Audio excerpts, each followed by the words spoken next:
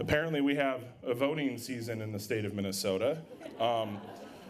We need to take the House back as Republicans and keep that Senate and win the majority across the state, especially in our constitutional offices at the state level, because we need a governor, attorney general, secretary of state, and an auditor. So we can get rid of that voting season in the state of Minnesota. And I pulled up some figures on the early voting. It might be a little higher now, but on October 10th, 2022, they reported 49,575 ballots received so far. That's absentee, that's people who are going in, to their local offices and voting early. Do you want to know what that number compared to October 10th in 2020 was? Anybody want to take a guess? 336,000 ballots received October 10th, 2020 at this time. How could we not question the elections when we have that type of early voting or drop boxes or absentee verification removed? So there's a lot going on that we need to keep a watchful eye out. Who here is election judges or poll workers or thank you. And, if you see any shenanigans, make sure you're documenting it, pictures, videos, reporting it. There's a lot of resources out there. There's a lot of election integrity organizations that are there. I know, what's that? Call the state party. State party. Jonathan Annisted, you want to raise your hand? You're here, right? Where are you at? He's back there. He's with the Minnesota Election Integrity Solutions. You got to let his group know as well. Don't be afraid. Don't be afraid to stand up to what the left might do this election. Remember in 2020, they were putting up cardboard over windows. They were so-called water main breaks and so many different things. There's a lot riding on this election. It's not just abortion, as the Democrat TV and radio ads say. The inflation numbers were released today. It's up another 0.4%. So much for that Inflation Reduction Act that Joe Biden passed that's not working at all whatsoever. We all know that was just a giant bill for their pet projects and Pelosi's pet projects. Food, gas, our heating bills, crime, education, our families, our children, the soul of our country and our state. There's a lot riding on this election. I know a lot of you know family members or neighbors or people you attend church with that might be undecided. Bring them to the polls. Historically, non-presidential elections are low voter turnout. We need people to show up this year. We need people to vote Republican and take our state back. So as I've heard Dr. Jensen say many times in his stump, it's you folks that are the heroes, because it's true, you are. But you need to go out and touch people. You need to go out and encourage people to do it, because as Dr. Jensen says, you are the warriors that we need to win this election. So round of applause for everybody that is here tonight. Thank you so much.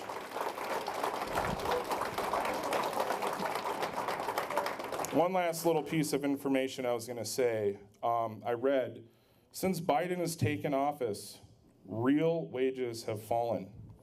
Do you know the average worker's lost about $3,000 in income? And that's what they're reporting. I think that number's higher. I think inflation's higher than 8.2%. I really do. And we are in a recession. I don't care what the pundits say. The country's in trouble. Just look at the stock market. So let's win. Let's take this back. Do we have our local candidates on the side of the stage? Local candidates, House candidates, Senate candidates. Are you folks all ready to go? We're going to do a little introduction of our local candidates, because you need to know who to vote for in your Senate districts. And if you haven't met your local candidates yet or done your research, we're going to put a name to their face, so that way you can seek them out later tonight and ask them questions. They all have tables and literature and brochures out there. So let's get that part started. Let's see here. Senate District 36, let's start with that. Senator Roger Chamberlain and Elliot Engen, can you please approach? There's Senator Chamberlain right here. He's doing the classic perp walk like you say in law enforcement. SD 32 is Representative Donald Raleigh in attendance. Candidate Michael Kroon, are you here for 32? They are not here. SD 33, please approach. Mr. Mark Bishofsky, Patty Anderson, Senator Karen Housley, is she here? So you have Mark Bishofsky, Patty Anderson, and Senator Karen Housley. SD 39. SD 39. We have Rod Sylvester. Is Pam Wolf here? Pam is not here. And then SD 40. I see Ben Schwanke. Alan Shin. Rachel Janovich. And Gina Bauman and Kathy Hansen for New Brighton City Council. I just found out that, was it Kathy? Gina was on Tucker Carlson a couple years back. So that's awesome. And then how about our school board races? Stillwater 834, where are you at, Jessica Johnson? Larry Becking, are you here, Larry? Raise your hand, Larry. There's Larry. I'm probably going to botch this. Mark Bizizik, did I say that right? Close enough. And then Phil St. Ors, where are you at, sir? And then our last school board, which is Centennial. Tom Nisley, everybody. And then, of course, I'm going to embarrass her, my beautiful wife, Gloria Murphy. And Craig Johnson is not here tonight, but he's also running. I'm sure a lot of you know who Craig is. And before we get into the speakers, I would like to thank our sponsors tonight and thank all of our candidates for being here. Please speak to our candidates, ask them questions. 38B? It's not on my list. Who's here from 38? Robert Marvin, you're here? I'm sorry, Robert, I forgot about you. I forgot you were running. Robert Marvin, 38B. Sorry, they didn't put that on there. My apologies. I knew. Oh, she's speaking. So, yeah. So, thank you. Another round of applause to our awesome candidates. And I'm just going to run through our sponsors real quick before we hear from Maylor Zhang, who's running for Congressional District 4 to unseat Betty McCollum. So thank you to Scott Nitzel, obviously, for putting this event together and inviting me to speak with you tonight as your MC. He's part of the First Conservatives.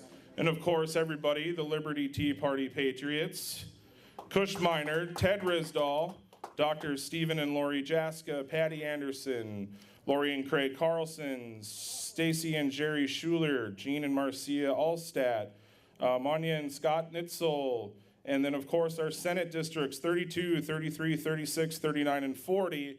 And thank you to Alpha News for live streaming tonight's event.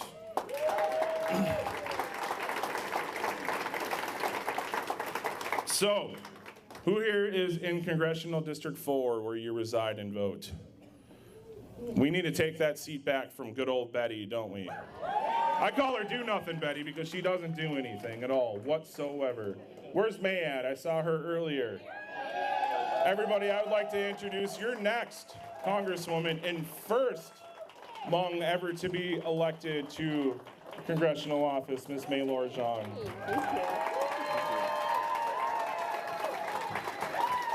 Good evening, and thank you, Scott, and your volunteers for putting up this amazing event. How many of you are ready to say bye-bye, Betty? Once again, my name is Maylor Zhang, and I'm running for Congress to represent the hard-working people in District 4. I was born and raised in a refugee camp after my family escaped the horrors of communism My father fought alongside with America during the Vietnam War. And he didn't even know where America was, but he knew it was a symbol of freedom. My parents wanted a better life for us. So we came to the United States to pursue the American dream. I am so blessed to live in this country and to have the opportunity to not only earn a college degree, but also a master's in education. I love teaching children and making a difference in their lives. I have 2 children of my own that are in the armed services, and as we continue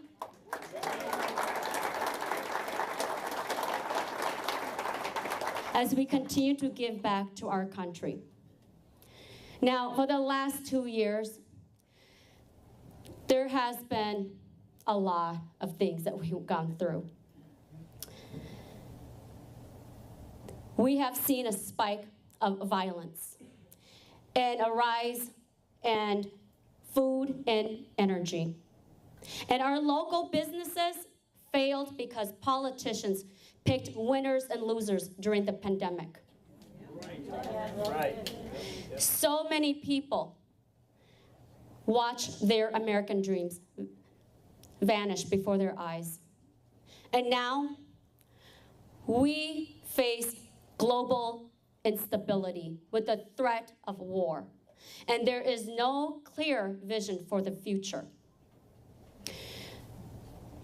It's been very difficult, especially for District 4 when we don't have a representative who care enough about us, who cares about the issues that are impacting us. Right now, when I get to office, these are my 3 priorities. Inflation. We have a lot of elders who is getting ready to retire, but they can't because their investments and their paychecks are being cut. That's difficult. I will fight to rein in big government who is responsible for this inflation.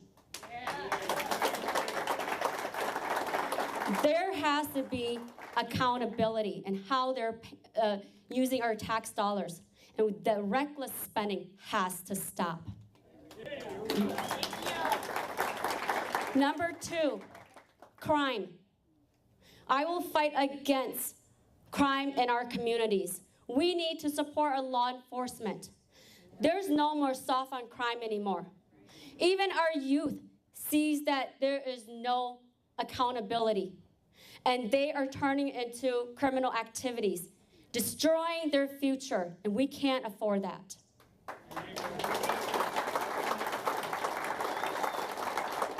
And 3, education. As a teacher, I know how, and as an immigrant, I know how important education is. I will advocate for strong academics for our children, not indoctrination.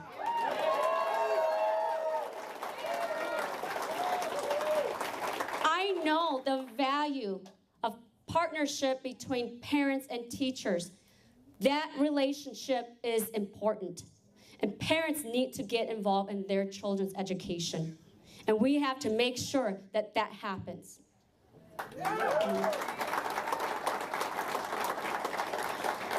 And so tonight, I'm here to ask the voters in Congressional District 4 to join me as we fight to protect our American dreams. And when I'm standing in front of you, it is not about me. It's about you. It's about us. And it's about our children and their future. And we have to work together. We have to send someone who's been in the district, who's been helping the people, and who's been there and who knows. Not a politician who's been invisible for us. A career politician who's been in her job for 20 years. She's out of touch. A lot of people ask me, if you don't have experience in Washington, D.C., how will you challenge her? I said, that's not a problem. She has 20 years in D.C. I have 20 years in life experience and in our district, and that's what we need. So I hope to earn your vote on November 8th. Thank you so much.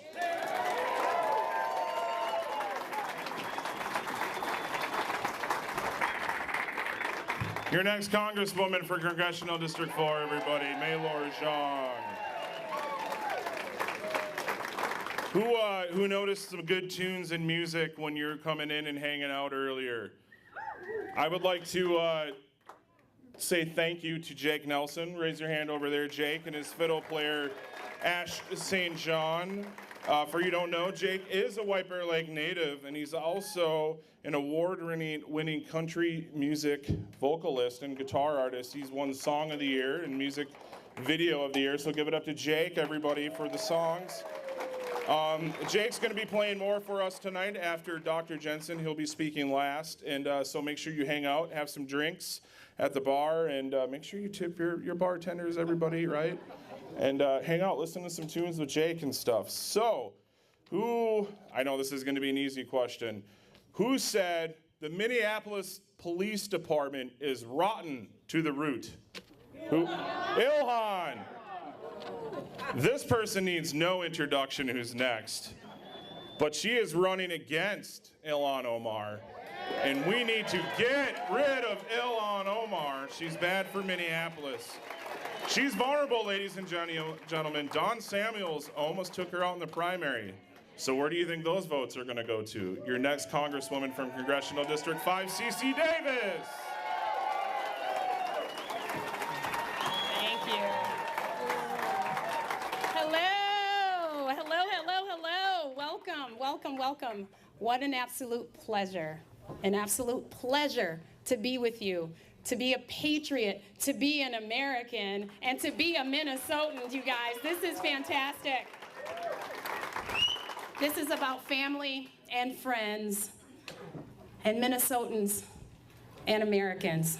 This is home and land of the free because of the brave men and women who got together and formulated and conceptualized the greatest experiment and experience we call America. I am Cicely Davis. I am U.S. Congress candidate running in Minnesota 5 to unseat the hateful Ilhan Omar. She's gotta go. She's gotta go. So I'm sure you all, this isn't gonna be difficult. I'm sure you all remember this. May 28th, 2020.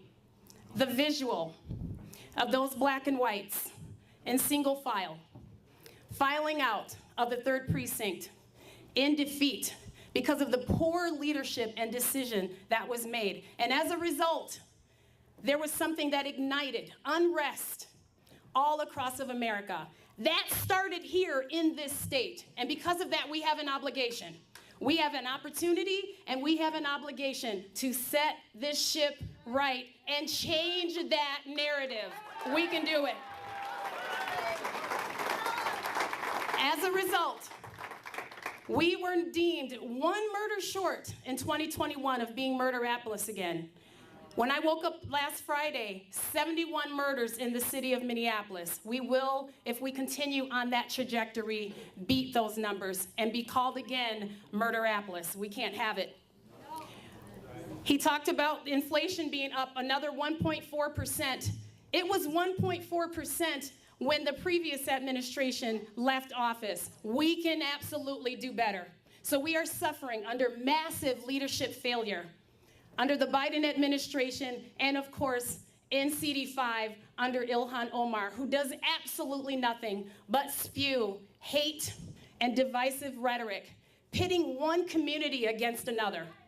We can absolutely do better. I knew that when I stepped up to take this role and to run for this seat, I could leave no stone unturned. I knew that I needed to build a really great big tent, and I needed to change hearts and minds, and I've done that. We've reached out to the Somali community. They have finally woken up. They're ready to vote Republican because those are their values. We have penetrated the black community, and we have literally black pastors saying things like, don't trust those Democrats. They can't be trusted. It's time for us to start vetting our candidates, making sure that our values align with theirs.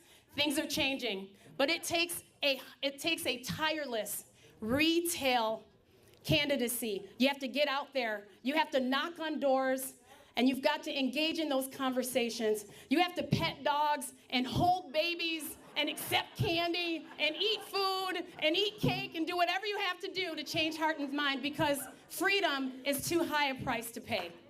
It's too high a price to pay.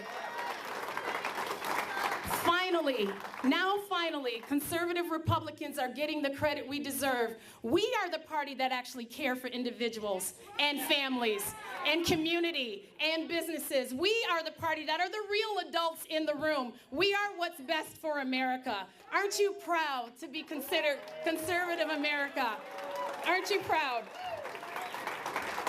And so my message to independents and soft Democrats is this: you can actually love America, want nice things for your family, and yet want to curb a soaring murder rate. You don't have to accept that. You absolutely can and do have better in a candidate like me, but I need you to get behind me.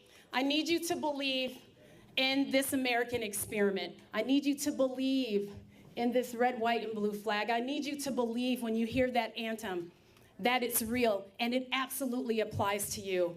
I need you to believe that the Star of the North, the most populous, diverse city in the state of Minnesota, can be brought back. But we have to make change. You have to believe, and we move forward. We move forward with an ideal. So we have 26 days. We have 26 days to have presidential turnout at the polls. Conservative Republicans, you have to show up at the polls 100%. Not one of us can stay at home. 100% of us have to show up. 26 days to reignite morality and the American standard. 26 days. So many people ask me, why is your speeches always so riling? Because I am up against the most hateful, anti-Semitic, anti-black, anti-family, anti-business figure in Congress. And because she does that, I have to make sure that people understand that they have a champion. And in you, they have a champion. If we stand shoulder to shoulder and we do what it takes to bring America back. She's not lost, she's worth fighting for. We have 26 days to shut down the notion of the political celebrity, shut down political gaslighting, shut down political antics that's really all about clickbait and is not about being tone deaf to the wants and needs of the people of this district.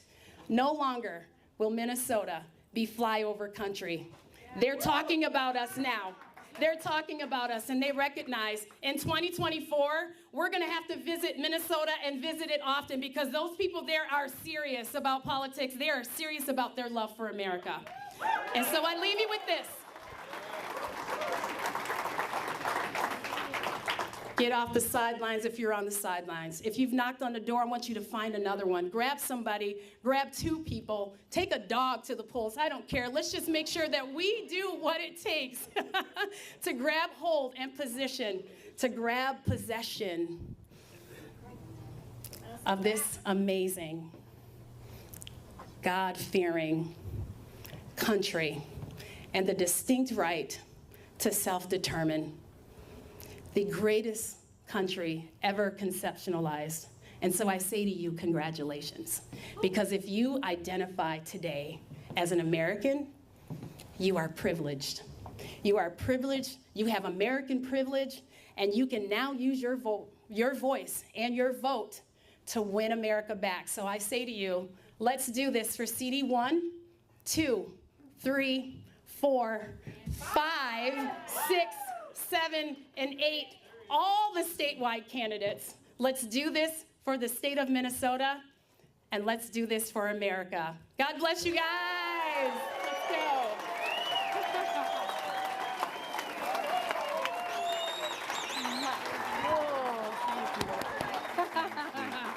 CC Davis, everybody. Man, I cannot wait to watch her on TV in the halls of Congress speaking and lighten that room up. But she's right, America is great. We're the last place in the world for freedom. If we lose this country, nobody is coming to rescue us. There will be no airdrops and air supplies. There will be nobody coming in ships and boats to save us. We have to hold the line. We have to take our country back, and we have to fire the Democrats. You know, as President Trump said, one of my favorite things that he said is, "Not me, they're after, it's you, and I'm just in their way." And it's very true, and we've seen that. So let's keep the fight going. We're 26 days away. That means bring your neighbor, family, friends to the polls. I'm going to say that over and over tonight. But our next speaker is very important, especially with all of the recent things that are going on in the state of Minnesota. We just heard about a little scandal called feeding our future, or as John Justice likes to call it, feeding our fraud. You know, one of the biggest scams in Minnesota history, and probably in the top 5 in the nation. Where is the media? We don't have a responsible media in the state of Minnesota, ladies and gentlemen. Besides Alpha News, and besides Salem and AM 1280, and of course John Justice, and rest in peace, Drew. But we don't. We don't. Esme Murphy, we share the same last name, but that's it. She's not responsible. WCCO is not responsible. ABC is not responsible. KSTP, they toed the line a little bit.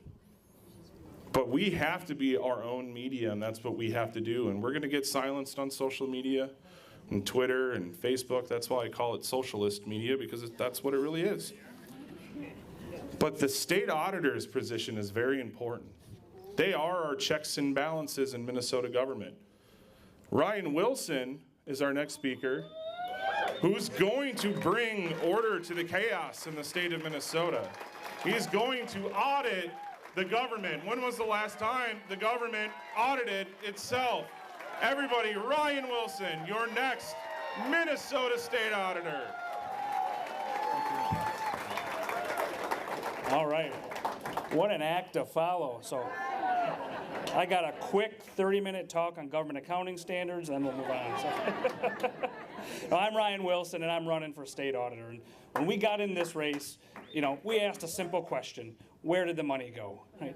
People wanted to know that. We traveled around, and they said we got $73 billion in COVID funding. They wanted to know, did it help keep the hospitals with capacity? Did it keep the nursing homes healthy? Did it keep our kids in school? Did it keep our businesses open? They want to know, where did that money go? And they didn't have the answers that they wanted. We'll come back to where some of that money went at the end here, because I think now we know where some of that COVID money went. But then they wanted to know other things. Where is their law enforcement money going? Right? The city of Minneapolis has taken some of that money away, and they've put it to other policing alternatives. And they want to know, is that working? Why are our police underfunded? What's happening? Why isn't Minneapolis complying with its charter? Why do we have not enough police? And why is that spilling over into the suburbs, right? All things the state auditor could have looked into, could have done something about. And they want to know, where's their school money going, right? They're happy to pay. They want good schools. You know, they want to invest in their kids in the future. But they want to know, is it making it to the classrooms so that the teachers can teach and the kids can learn, or is it getting siphoned off in bureaucracy and waste and abuse? And they don't have those answers. Right? And so we're going to answer those questions when we get into office. I'm going to answer the question, where did all your money go? Because that's what people want to know. Right? We work hard in Minnesota. We pay a lot of taxes. We want good government. We've had good government in the past. We used to be known as a good government state here in Minnesota. But what have we seen over the last 4 years? We saw, that's how it started with the current auditor's term, we saw a daycare fraud report of $72 million bill the government, and the government would just pay, and there weren't controls over it. And that never got followed up on. Nobody ever got in trouble, right? And we didn't know whether it stopped happening or not. We've got a light rail. You guys ever hear of the Southwest Light Rail? We got $1 billion over budget. Now it's 3 more years behind schedule. There's a $500 million hole that nobody knows how it's going to be filled. And for a year, people were asking, well, how much is this thing going to cost? And the Met Council wouldn't answer the question. They said, we don't know. It's unknown. Well, that brings us to our big one, feeding our future. This thing's been percolating for a year and a half, 2 years. We now know that, well, I guess we don't know because we've heard 3 or 4 different stories on who knew what and when in the government, and they can't seem to keep it straight. But we know that these fraudsters were taking money that was meant to put food in the mouths of kids, and instead, it put money in the pockets of fraudsters. We fed the fraudsters, right? Not our future. And nobody did anything about it, especially our elected state auditor, the person who had a chance when a report crossed her desk that said feeding our future was missing their audit. She did nothing. She just passed it on to the federal government, slid it under their door, and whistled down the hallway. Never raised a hand, never raised a red flag, never did anything. And so what happened? Kids go hungry, right? And then Minnesota looks embarrassed, right? We have a black eye now, thanks to a government and thanks to a state auditor that isn't willing to do her job. So we bring these things up. We had a debate the other day, and we said, no, Julie, why didn't you look into the light rail? It's right there in the statutes. You audit it every year. Why didn't you find this? We said, Julie, the daycare fraud, a big part of that's run through the county. You oversee county finances and spending. Why didn't you look into that? The feeding our future, you had it right on your desk. The red flags were there. Early 2021, could have stopped this. Could have stopped another $100 million going out the door. Why didn't you do it? You know what Julie said? Not my job.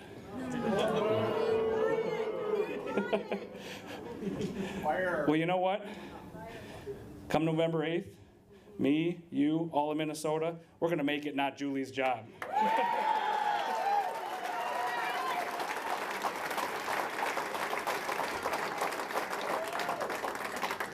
So thank you for having me here tonight. We're going to answer the question, where did the money go? I want to leave you with this ray of hope. I travel around the state. We were in Duluth late last week. This morning we were in Rochester, came up, talked to some people in Woodbury. Wherever we go, we're rolling out our schools plan to talk about how we're going to help schools improve. The kids, they took a big hit in the pandemic. Our scores dropped to record lows, and we think the state auditor's office can play a role in helping local communities understand where their education dollars are going and helping them craft solutions and find out what's working for them so that they can build on that and we can pass it to other communities. So we go around, we're talking about this plan, and we talk to legislators and people running for legislator wherever we go. And I keep hearing the same thing over and over, and especially these last 4 or 5 weeks. Every door that they go to, people are excited. Whether it's a door that's supposed to be a Democrat door, a Republican door, an independent door, they say, well, you're a Republican? Well, let me tell you what I want different. We're going to vote Republican, straight ticket, all the way down, top to bottom, because we want change. So.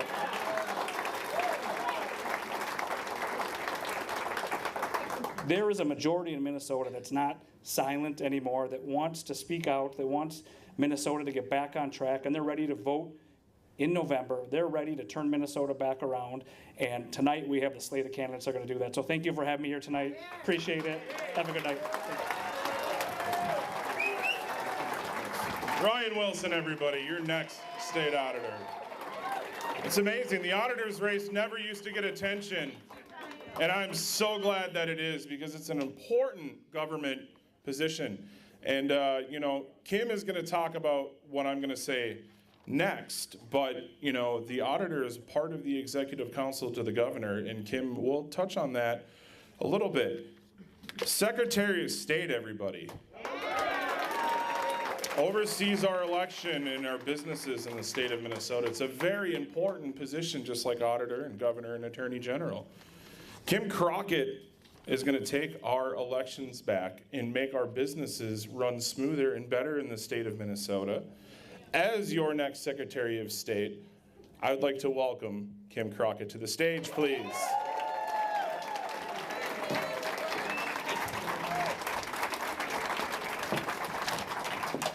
I think he just added to my speech. Sorry. But I know that one, so.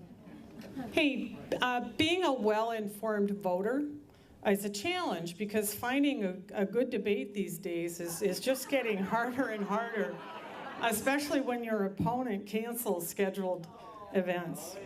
I debated Mr. Simon on WCCO, and clearly, he did not enjoy the experience, and so he didn't show up at Almanac last Friday night. But we'll see if he shows up at KSTP on October 23rd. Instead of talking about policy differences like photo ID and Mr. Simon's administration of elections, the media and the DFL are demonizing our differences as citizens. Democrats are allowed to question election outcomes, but Republicans are not. Let's review that. Democrats have disputed elections since at least 2000. That was Bush v. Gore, followed by 2004, and certainly 2016. Hillary Clinton is famous for saying, you can win the nomination, run a great race, and have the election stolen from you. Klobuchar has chimed in, and now she's trying to federalize our elections. She's given up on self-governance, folks. Tina Smith tweeted out last week that the Supreme Court majority was stolen. Right. And yet they call me names. We don't need to repeat them tonight, right? Have they ever asked Steve Simon if he accepts the results of the 2016 election? I don't think so. I asked the Star Tribune that this morning, and they went, Good point, Kim. So many people are tuning out politics as an angry, divisive place, and elections are probably the most divisive. And it's because we've gotten too lax, not just in Minnesota, but especially in Minnesota with how we vote. It is your most important civic right, and you only have one. Voting is how we consent to be governed, even when people win that we didn't vote for. And it's easy to accept the results of elections when you think they're fair. Do you think Minnesota's elections are fair? No. It's not enough to say that Minnesota has the highest voter turnout in the nation. And Kim, there isn't any election fraud.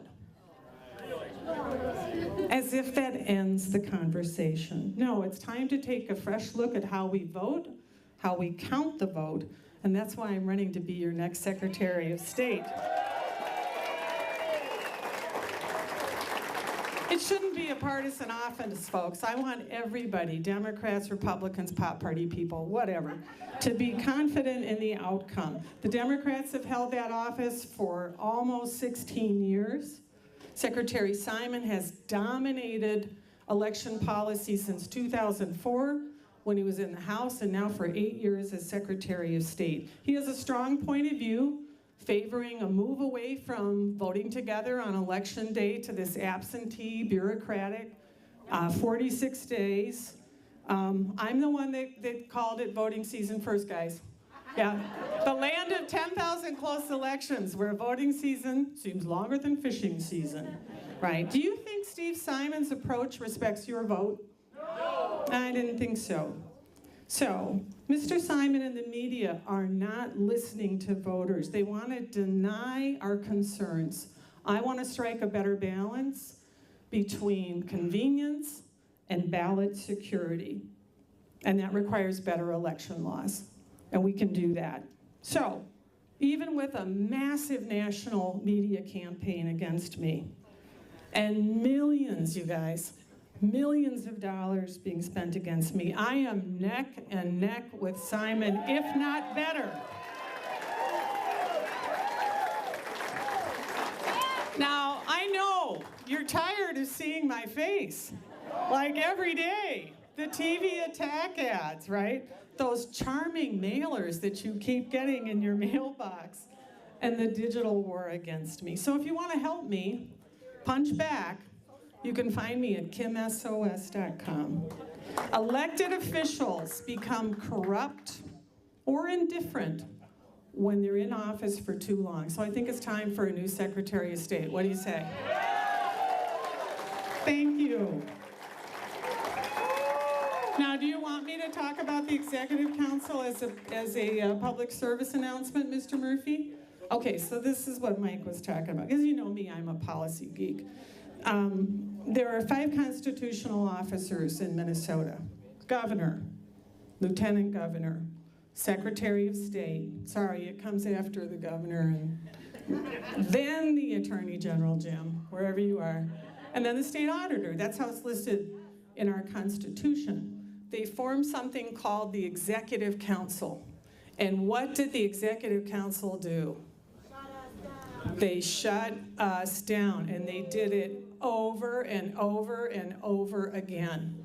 As May was talking about in CD4, there are literally thousands of businesses in Minnesota that got shut down, and they're never going to open again.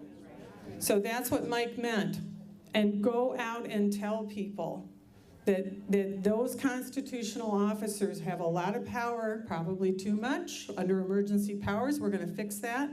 Yeah. And that they didn't show wisdom or judgment when we were dealing with COVID. So that's what Mike meant. That's your public service announcement for the night. Thank you. Kim Crockett, everybody. Big round of applause.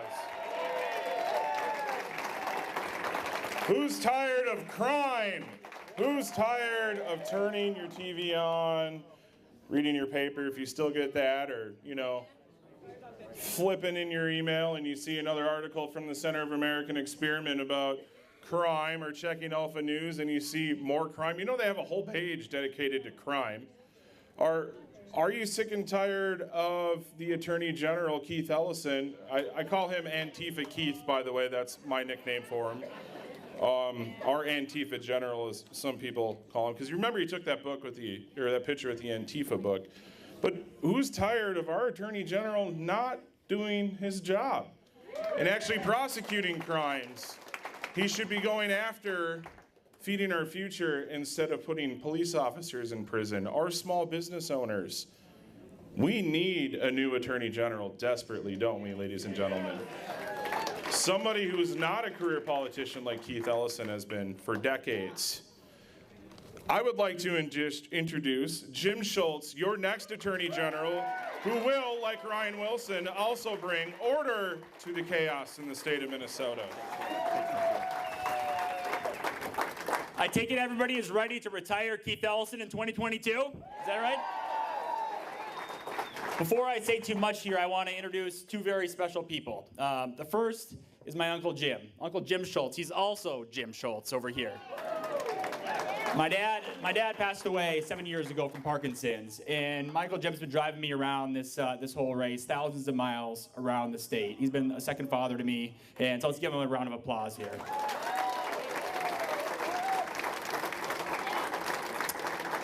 And I've also got over here my big sister, Karen. She's my big sister. She, kept me in line growing up. I was a little bit annoying as a younger brother, and she's also been with me through this race. She's an incredible sister, incredible person in my life. So let's give her a round of applause, too.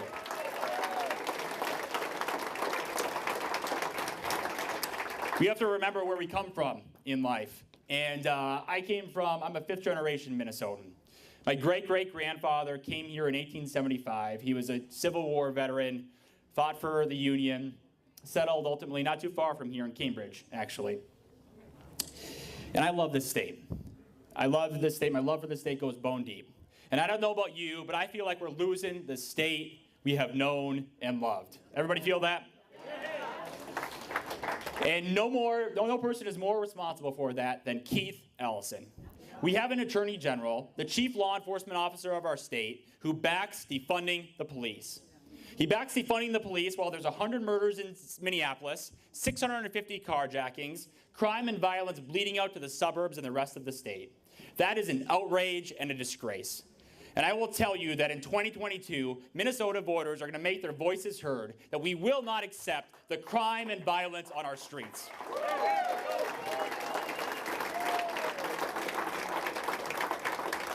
We will not accept law enforcement being vilified and maligned and slandered while criminals roam free on our streets. We will support law enforcement. Sure, there's bad cops around, and nobody hates a bad cop more than a good cop. And the fact is, the vast majority of our men and women in uniform are true public servants fighting every day to keep us safe.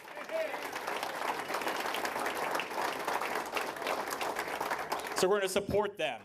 We're actually going to prosecute crime again in the state of Minnesota. Everybody agree with that? I think that's a good idea. We're going to end the revolving door that is letting criminals roam free and taking the lives of our sons and daughters. That is an outrage and a disgrace, and it ends in 2022. And a few others have mentioned the Feeding Our Future fraud. Keith Ellison's office, the Attorney General's office in Minnesota, advised the Department of Education that sent out $250 million to a nonprofit they knew to be fraudulent.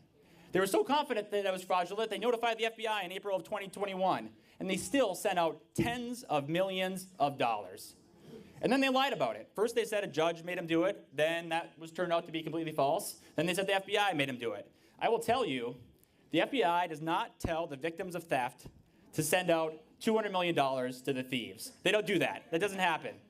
Then they said, and then the Attorney General said, well, I can't tell the truth because of attorney-client privilege. No, that, again, is a complete lie. So Keith Ellison is extreme. He backed defunding the police. He is incompetent. He sent out $250 million to a nonprofit they knew to be fraudulent, and he's dishonest. That's a pretty bad trio, don't you think? I think. And so we're going to beat him. We have to beat him for the future of our state, and the polling is great. Have you guys all seen this? We're tied or maybe slightly ahead in the race right now. We are on track to beat Keith Ellison.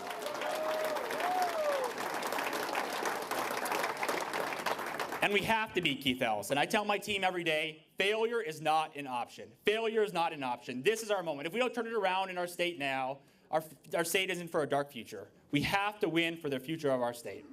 The animating principle for how I think about the world is that every person, black, brown, or white, rich or poor, man or woman, is a child of God. Is a child of God with inalienable rights that deserve to be defended. And I will tell you, when I'm the Attorney General of Minnesota, I will defend them every single day.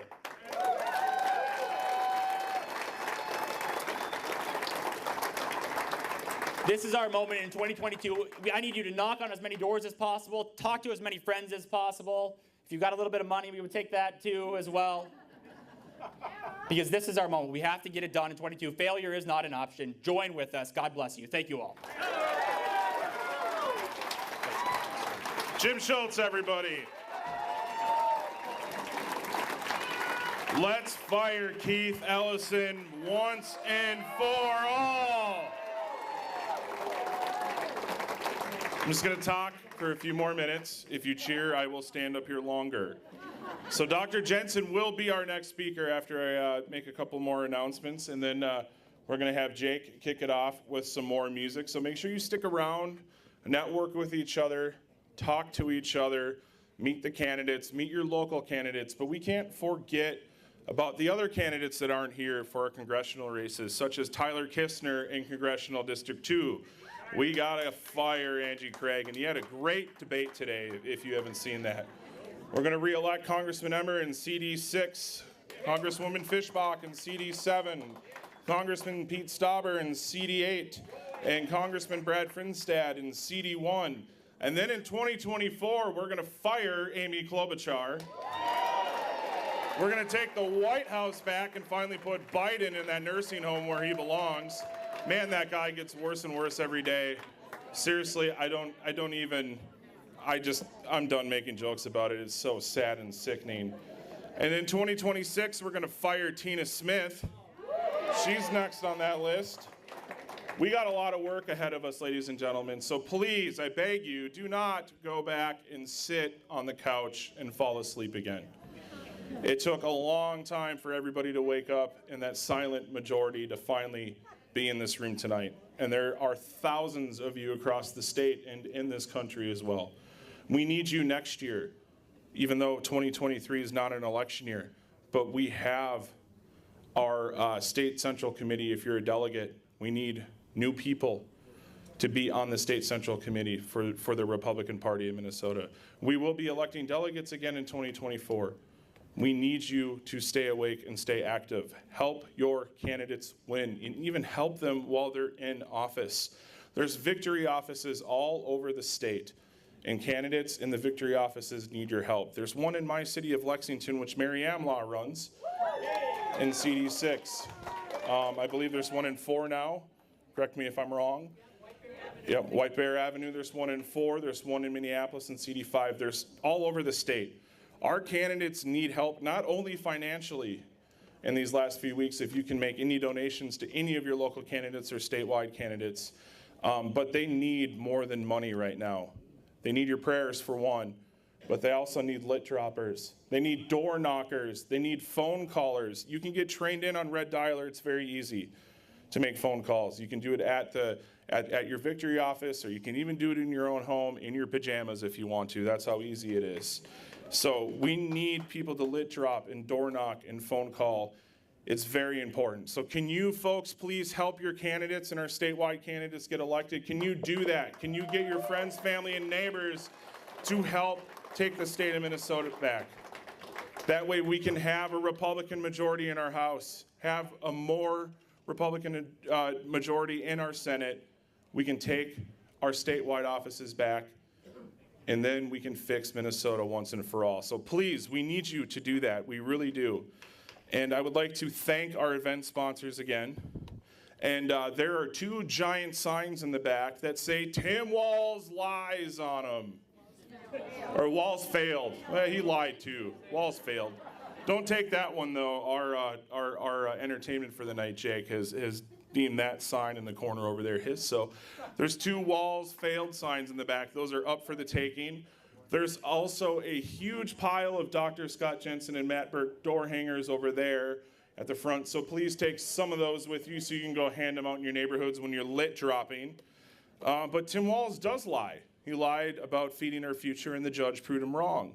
He's lying about his DUI. Of course, he gave that order to abandon the 3rd police precinct, which started the nationwide crime spree that we're experiencing. And of course, he lied at the state fair when he said, what, students missed less than 10 days of in-person learning during COVID? I think he's got a bigger nose than Pinocchio, to be honest with you. But we need to fire Tim Walz, and I can't think of any person better to do that than our next speaker, Dr. Scott Jensen. Your next governor, my friend, Dr. Scott Jensen.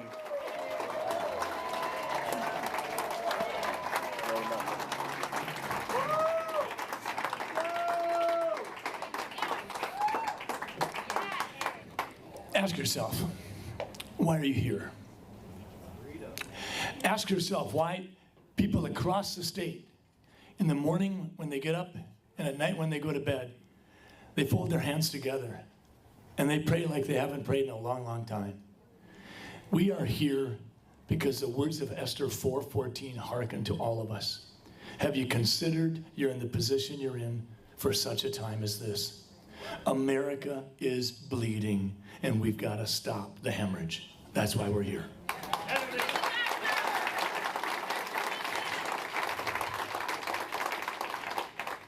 Like never before, there's an energy and an electricity that's going across Minnesota, and we have the potential to literally not just change Minnesota, but we can change America. And when we do, the world is going to know that America's back and we stand for freedom. That's what's going to happen. So let me unpack this a little bit. Why are we so united? Why are we so fired up? Well, I'll tell you. It's because we sense, and maybe we were a little slow on the draw, but we sense that truly there is a new normal bubbling up. And it's pretty darn ugly. What does it look like? It looks like with kids, we're taking away their innocence. We're telling them when you do a good report, or you do a good job of doing the dishes, or helping parents out, or you do a good job on an art project, whatever, we're telling them it doesn't matter about your effort or anything like that. What matters is the color of your skin. I'm old enough that when I was a kid growing up, I was taught to be colorblind. When you see someone that doesn't look exactly like you, don't see the color, just stick your hand out and make a new friend. Today we're going the opposite. If you look at critical race theory, this flies exactly in the face of against Martin Luther King Jr.'s teachings. Absolutely. This is not who we are, and we shouldn't be. And then when it comes to the hypersexualization, why are we talking to elementary and middle school kids about all the sex stuff? Why are we showing them depictions that there'll be plenty of time for them in adult life? We have gone crazy. That's why we're rising up and we're saying we're not going to allow our education system to continue to do this. We're going to have school choice. We're going to fund kids, not broken institutions. That's why. What else do we see with this new normal? What else do we see? Well, we see inflationary initiatives taking place, and we're just stunned by them. We're seeing the Strategic Petroleum Reserve that's been in place for 35, 40 years since the mid-1980s. And we're seeing Joe Biden literally raid our petroleum reserves so that he can artificially drive the price of gas down a little bit before the election. But even more unbelievably, he has shipped some of our strategic petroleum reserves to China. How in the world do you do that? I mean, I get it that he would have a hard time getting off the stage here on his own. But couldn't someone stop him from doing that? And then let's look at the last one. When did we think that the cops were the bad people? When did we lose our way? Right now in Minneapolis, St. Paul, we have more cops getting assaulted while they're trying to give a traffic ticket or administer the law than ever before. Clearly, we have more robberies and carjackings and murders and all that. But somehow we lost our way. And this isn't rocket science. We need to have more cops on the street corner. We need to have a restorative justice program. We need to have incarceration being used as a tool to stop recurrent violent felons. I mean, I think everybody in this room gets it, that catch and release might work with walleyes, but it doesn't work with felons.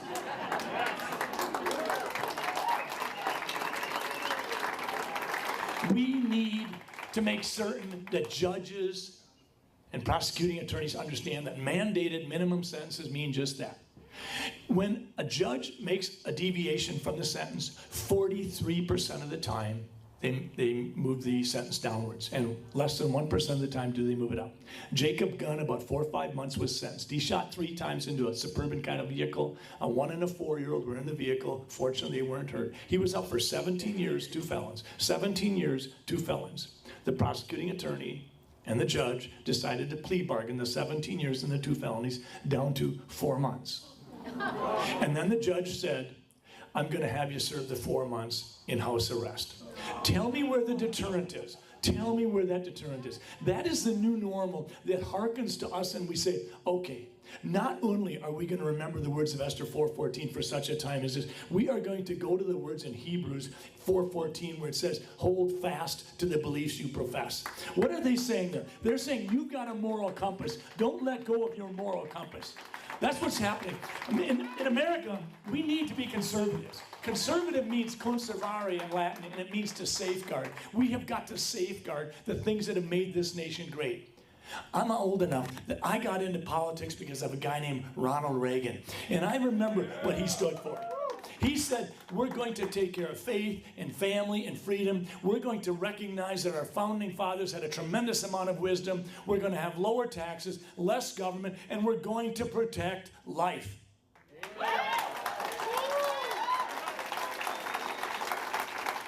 We're going to regard individual liberties always. We're going to recognize that we'll celebrate exceptionalism wherever we see it. I don't care if it's a kid on the street corner who's good at tiddlywinks, or if it's a gymnast who does some impossible maneuver with their body. We're going to celebrate exceptionalism wherever we see it. And then we're going to remember something. We're going to remember that communism is a failed experiment. And we're going to remember that if you want peace, you better be strong, because you don't get peace by begging. You get peace by being strong. That's what we have to remember. Don't even get me started about the southern border, because then for sure my blood pressure is going up. But when Ronald Reagan said we need to be the bright shining city on a hill, he was also speaking to our hearts. He was telling us we need to be the best version of ourselves. And that's again why you're here. You know that in part, being the best version of who you are means you cannot stand on the sidelines. You've got to get into the arena, like Teddy Roosevelt said. You've got to be willing to take the slings and arrows. You've got to be willing to get bruised, get your face dirty. We are going to win this thing.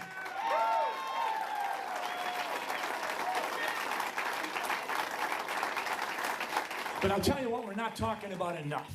We're not talking enough about leadership. And I'll tell you what Tim Walz thinks leadership is. It's called the 4D program. Probably don't know quite what I'm going to say next, do you? I do. The first D is he's going to spend all of the money he can with his cronies to demonize Matt Burke and I. Well, let me tell you a little bit about Matt Burke. Matt Burke is an exceptional Christian character. He's profoundly determined, and he knows a lot. He got a degree in economics from Harvard, and I did some checking, and I found out Harvard is an accredited school, so it's okay. Seriously, Matt Burke makes me proud. But I know that he has been demonized just as I have. No candidate in the history of Minnesota at this point in time has had $15 million spent to demonize and smear him. And Tim Walz thought that he would bury us. We're not buried. We're on the move. We're 2 points down, and just watch us in 4 weeks.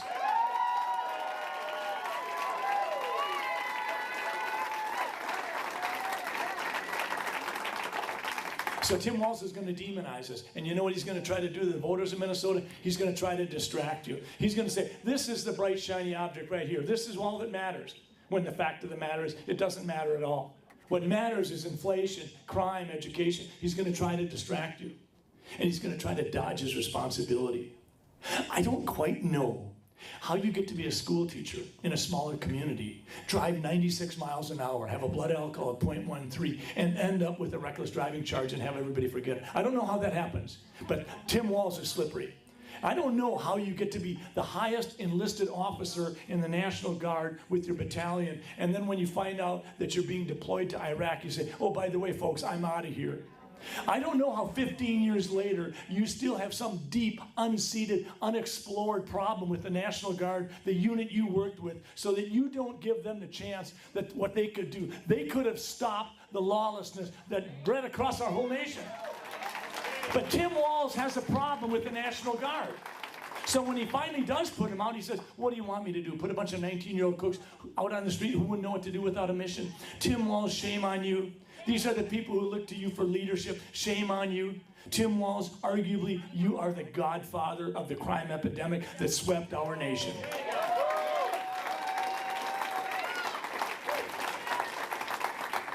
But he's not done. He's not just going to dodge his responsibility. He's going to tell the people in radio interviews that the reason they let the 3rd precinct go was because it was the best advice of law enforcement. Hogwash. He's going to tell you that you didn't have your kids missing school because the parents don't know what's going on. That's hogwash. Then he's going to tell you that we're one of the safest states in the nation. We know that's hogwash. The guy doesn't seem to have a feedback loop, that people aren't buying what he's selling. That's what's happening. But now he's telling us there's another D. He's going to duck the debates. He's going to say, you know what? So he goes like this. He goes, that's what he does. He's a small grand mal seizure. And then he says, yeah, I want these debates. I want to have a big audience. I want all Minnesota to see us. He hasn't done that. He's allowing one televised debate. It's in Rochester. It'll only be shown to the markets in Rochester, Mankato, Moorhead, and Duluth. Minneapolis, St. Paul doesn't get it. And you know why? Because he's so darn frightened that when people see me answering the questions in Minneapolis and St. Paul, they're going to realize that the thing that's most extreme about me is the fact that I really like Oreos and candy. And if that's the worst I've got to deal with, we're going to live with it. That's his style of leadership. But I'll tell you the way we're going to lead, and so many of the candidates that have spoke before me. We are going to speak the truth regardless of how much trouble it gets us in. And let me tell you, I had no idea how good I was at getting in trouble by speaking the truth, but we're not going to stop. We're not going to get caught up in an echo chamber. We're not going to flinch. We're going to speak for every Minnesotan, and we are going to trailblaze the tough issues. I really don't care what you think of Donald Trump's Twitter account, but let me tell you, he was a powerful, strong leader. He put policies in place that worked. He reduced regulations. The income tax of 2017 cannot be contested. The economy was sizzling. We've got 3 rock-solid Supreme Court justices that are doing their job. He drove the dialogue.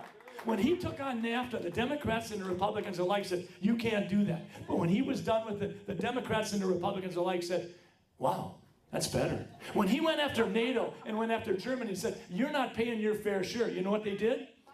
They said, I guess you're right, we'll pay more. That's what Donald Trump did. So we need strong leaders that are going to trailblaze the issues. And do your Twitter account however you want to do it. All right, so here we are. This election is going to be all about hearts and minds. We have got to change the hearts and the minds of people. What that means is we have to imagine what kind of America, what kind of a Minnesota do we want? And I know what you want. You want to be able to let your kids go out in the front yard, play, and not worry about them. You want to be able to park your car in a parking lot without scanning the horizon to see if it's okay. You want to be able to know that you're not going to have leaders that are going to put policies in place that are going to double the cost of gasoline potentially. You know as well as I do that it's time for kids to have choice. Parents know best where their kids will flourish. This is not a hard concept. That's what we need to imagine. That's how we change the hearts and minds of people. Tim Walz has 3 M's that he's going to be leaning into heavy to win this election, get the ball over the goal line. He's got 3 M's. He's got the money, he's got the machine, and he's got the media. That's his 3M program. We've got 3 M's too. We've got 3 M's. We've got the moms and the dads and the grandparents. We've got the millennials and the Gen Zs, and the Republicans are doing a better job than ever before going to the young people and saying, we need you at the table to help us solve problems. Because folks, if we have you folks waiting around till you're 67 years old and gray haired, that's too late. We need you right now. It is so good to see young people here. You're our future. This is your America. This is your Minnesota. And when we go to the minorities, that's our 3rd M. When we go to the minorities and we say, what really matters to you? Do you know what they say? They say, I want to elevate my faith. I want to take care of my family. I want to feel free. I want to be able to have my own business. I want lower taxes. I want to protect life. And I say to them, you belong with us. And they're buying it. Because they know that the Democrats have not given them the life that they wanted. They're not any longer taking what the Democrats are selling them. They're coming our way, and that's going to change the world. That's our 3M plan. The moms, the millennials, the minorities. We're going to win this because of that.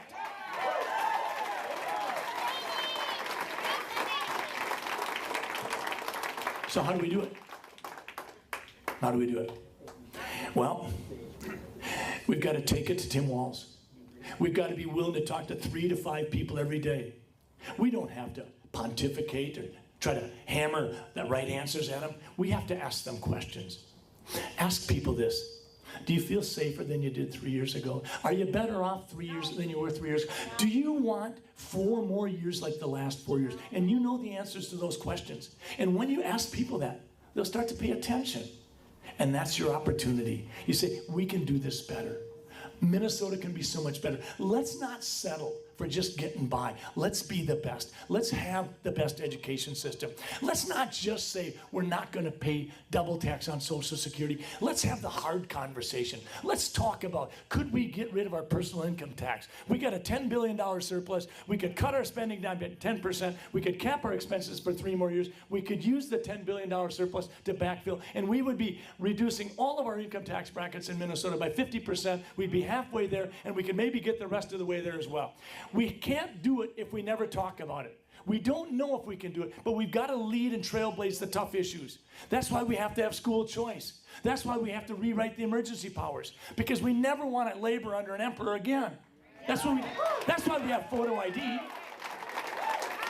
We have photo ID because we don't want to bicker. We're not interested in having this be a Democrat-Republican bickering session. Let's just solve the problem. You got a card. It's your voter card. You want to vote? Give us your card. You get a vote. End of story. 46 out of 47 countries do that in Europe. Let's do it the way they do. That's what we're going to do. We're going to take the fight to Tim Walz, and we're going to win. And when we do, folks, we are going to heal Minnesota. Together, we're going to heal Minnesota. And when we do that, we're never looking back. Thank you so much. Thank you. You might hang out for just 1 second. Your next governor, everybody, Dr. Scott Jensen. We're going to call an audible real quick. Is Kim, Jim, and Ryan still here? Could you also come to the stage if you're still here, Kim, Jim, and Ryan? And then our other candidates that were here tonight, if you can come to the front of the stage as well, please. Kim, Jim, and Ryan, do you mind coming up here? We really do. And then the other candidates were here earlier, Mark Horan, everybody, Roger Chamberlain, all this school board candidates, come stand up front. And then I'm going to invite Gary Borgendale back up here to close tonight's event in prayer. After that, let's mingle with each other, listen to some music. Again, thanks to Jake and Ash for the entertainment. So God bless everybody. Thank you for coming tonight. Our candidates need you. Minnesota needs you, and America needs you. Mike, good job. Way to go, Mike Murphy. Thank you so much. Thank you for Scott and the First Conservatives. Scott mentioned about Esther, for such a time as this. We're all called for such a time for this. We have a battle to fight. Let's bring it to the Lord. Heavenly Father, we thank you for this night.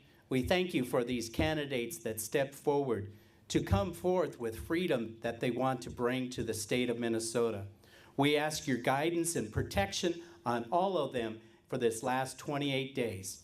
And we pray for sweet victory. We pray this in Jesus' name. Be safe and enjoy the evening. God bless. It's actually 26 days. Got it. And make sure you get to your local victory offices and help out. I know there's a lot of debate watch parties on the 18th.